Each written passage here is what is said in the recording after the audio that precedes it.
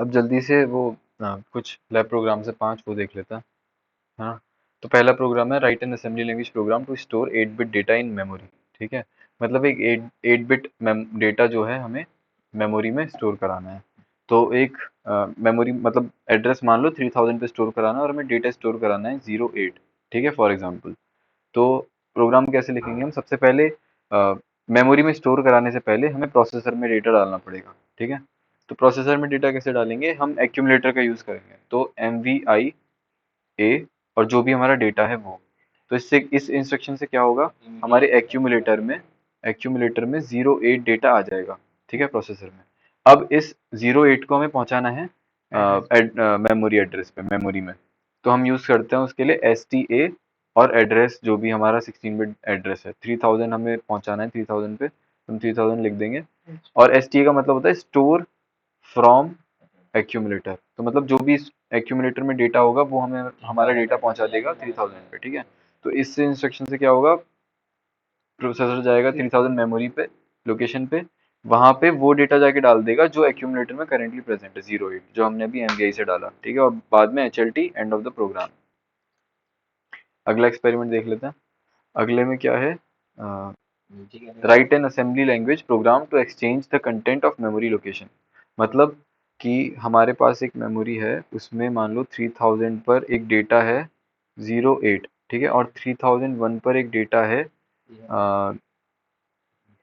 2A। ठीक है, ये मतलब इसको इस डेटा को मेमोरी में डालने के लिए ये एक मतलब प्री रिक्विजिट प्रोग्राम है। मतलब हमें डेटा पहले डालना भी तो पड़ेगा ना उस मेमोरी लोकेशन पे।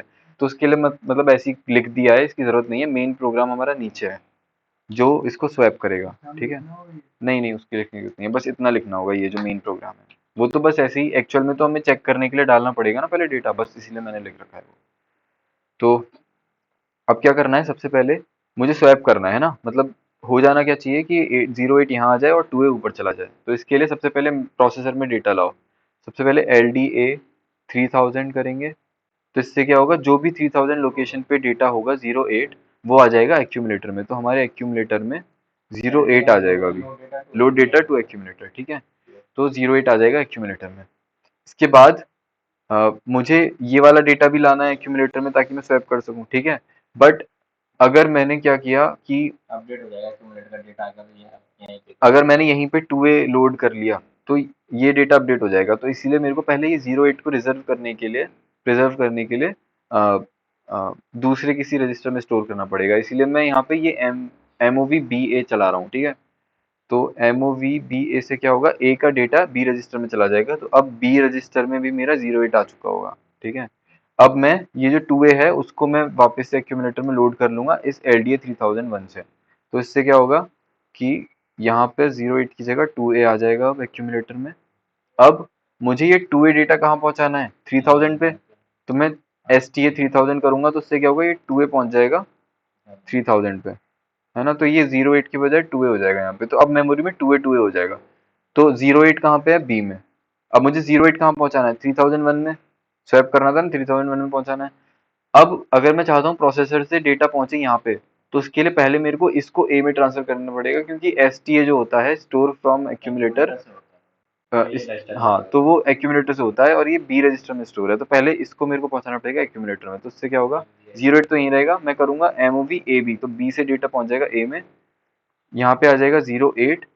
फिर इसके बाद में क्या कर सकता हूँ, STA 3001, तो उससे 08 जो होगा वो 3001 पे जाके स्टोर हो जाएगा। ठीक है, और फिर लास्ट में HLT कर देंगे, end of the program, data मेरा स्वैप हो गया। ये दूसरा प्रोग्राम था। अब तीसरा एक्सपेरिमेंट है, write an assembly language program to add 2 8 bit numbers. ठीक है, तो इसके लिए भी क्या है, 2 8 बिट नंबर्स को मुझे ऐड करना है डायरेक्टली। तो पहले मैंने क्या किया, MVI A2EH, मतलब एक्यूमुलेटर में मैंने 2E डाल दिया। उसके बाद MVI B2FH, मतलब B रजिस्टर में 2F डाल दिया। इसके बाद मैंने क्या किया, ऐड B। तो ऐड B से क्या होगा, B का डेटा एक्यूमुलेटर में ऐड होगा और वापस से A में ही स्टोर हो जाएगा। तो अब अल्टीमेटली यहाँ पे A एक्यूमुलेटर में 2E+2F का जो भी रिजल्ट आएगा वो स्टोर हो जाएगा। फिर जो भी उसका सम है उसको मैं STA 3000 कर दूंगा, तो वो स्टोर हो जाएगा मेमोरी के 3000 एड्रेस पे जाकर। ठीक है, ठीक है। और फिर मैं बाद में जाके चेक कर सकता हूँ अपने मतलब मशीन पे, माइक्रो कंप्यूटर पे, कि वो एक्चुअल में ऐड हुआ या नहीं हुआ। ठीक। अगर मैं यहाँ पे एस टी ए नहीं करता तो मेरे को पता नहीं लग पाता कि ऐड हुआ कि नहीं, है ना। हाँ, वो एक्यूमुलेटर में ही सम होके रह जाता, मुझे पता नहीं लग पाता। एक्यूमुलेटर को चेक भी तो करना है कि क्या एक्चुअल में डेटा था। इसके बाद एक्सपेरिमेंट 4। इसमें बस सब्ट्रैक्ट करना है, बाकी सब सेम है। वही एम वी आई 3F किया, एम वी आई बी किया, सब्ट्रैक्ट कर दिया तो ए का डेटा बी, मतलब ए में से बी वाला डेटा माइनस हो गया और वापस से ए में स्टोर हो गया। फिर एस टी ए 3000 कर दिया देखने के लिए और एच एल टी कर दिया। सिंपल, ज़्यादा कुछ नहीं है। इसके बाद लास्ट प्रोग्राम है, write an assembly language program to add contents of two memory locations. मतलब इससे पहले जो हमने एडिशन किया था वो हमने डायरेक्टली नंबर्स हमारे पास थे उनको हमने ऐड कर दिया था, है ना। सॉरी, अब हमारा जो, हाँ, अब जो हमारा डेटा है वो मेमोरी एड्रेस पर लोकेटेड है। जैसे मान लो यहाँ पे 08 लोकेटेड है और यहाँ पर 3001 पर 2A लोकेटेड है। अब इन डेटा को हमें ऐड करना है, पहले हम अपनी तरफ से डेटा दे रहे थे। ठीक है। तो अ, ये हमारा यहाँ पे डेटा जो है मेमोरी लोकेशन पर लोकेटेड है। ठीक है, इसको हमें ऐड करना है। तो सबसे पहले ऐड करने के लिए इस डेटा को मेरे को लाना पड़ेगा प्रोसेसर में। तो मैं क्या करूँगा, सबसे पहले LDA करूँगा। कहाँ से? 3000 से। तो एक्यूमुलेटर में मेरा डेटा आ गया क्या, 3000 थोड़ी, 08। ठीक है। इसके बाद अ, मुझे ये वाला जो डेटा है मेरा, इसको मेरे को बी में ले जाना पड़ेगा ताकि मैं एक्यूमुलेटर में दूसरी वैल्यू इंसर्ट करा सकूं। ठीक है। तो मैं एमओवी बी ए करूंगा तो उससे क्या होगा, ए का डेटा बी में आ जाएगा, तो बी में अब आ जाएगा 08। ठीक। इसके बाद मैं 2A को यहाँ पे इंसर्ट करा सकता हूँ, तो मैं वापस से LDA 3001 करूंगा तो यहाँ पे डेटा आ जाएगा 3001 से उठ के 2A। इसके बाद मैं वही ऐड बी करूंगा तो 08 इसमें सम हो जाएगा और वापस एक्यूमुलेटर में ही स्टोर हो जाएगा। फिर एस टी ए कर दूंगा तो डेटा यहाँ से चला जाएगा 3002 पे, मैंने करवा दिया फॉर एग्जांपल, तो यहाँ पे सम जाके स्टोर हो जाएगा। फिर एच एल टी कर दूंगा मैं, एंड ऑफ प्रोग्राम। ठीक है, बस इतना ही था। इसका कुछ मशीन कोड वगैरह लिख रखा है मैंने ऐसे ही।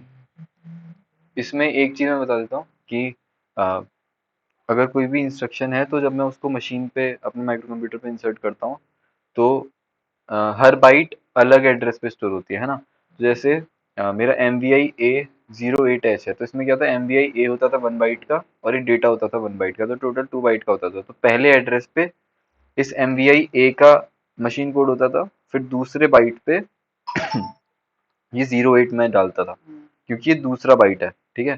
फिर इसके बाद एस टी ए 3000 होता था तो एस टी ए का 1 बाइट, 30 का दूसरा बाइट और 00 का तीसरा बाइट। ठीक है। अब यहाँ पर एक चीज अलग होती थी क्योंकि वो माइक्रो प्रोसेसर में ही इस तरह से डिफाइन की गई है कि पहले तो आप इंस्ट्रक्शन का डाल ही दो, इंस्ट्रक्शन का मशीन कोड 32 हो ही गया। इसके बाद आना तो 30 चाहिए था, बट माइक्रो प्रोसेसर 00 पहले डलवाता है। मतलब वो बोलता है कि पहले आप लोअर बाइट डालो, तो वो हम पहले 00 डालते हैं फिर हम 30 डालते हैं। ये माइक्रो प्रोसेसर में डिफाइंड है, तो वो खुद से इसी तरह से उठाता है कि पहले जो हमने डाला होगा वो लोअर बाइट ही डाली होगी, बाद में हायर बाइट डाली होगी। ठीक है। क्या रहता है कि assumption है हमारे कि कोई क्या मतलब, ये ये तो इसका फिक्स्ड है। वो तो माइक्रो प्रोसेसर ही डिफाइन करता है कि हर इंस्ट्रक्शन का क्या मशीन कोड है। ठीक है। उसके अलावा ये तो हमारा ऑपरेंड ही है, जो हमने 08 या 3000 डाला था तो वो एज इट इज हम डाल देंगे यहाँ पे। इस तरह से हम मशीन में स्टोर करते हैं। बस यही 5 एक्सपेरिमेंट्स थे, यही देखना है। यहाँ पे खत्म हो गया सिलेबस पूरा।